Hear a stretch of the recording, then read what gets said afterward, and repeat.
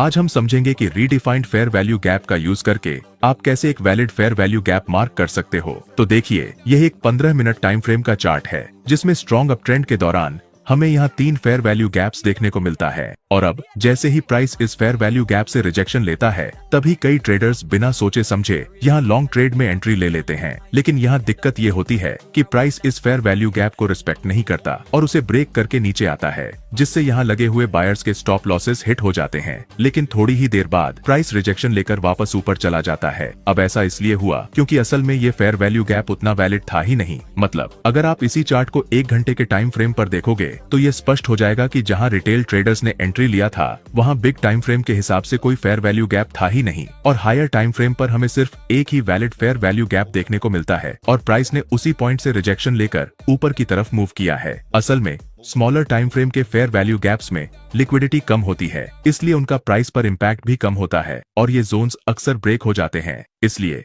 अगर आपको multiple fair value gaps दिखें तो उसे हायर टाइम फ्रेम पर चेक करें, और अगर प्राइस वहां से रिजेक्शन लेता है तो वॉल्यूम की कॉन्फर्मेशन लेकर लॉन्ग ट्रेड में एंट्री लेना सेफ होगा।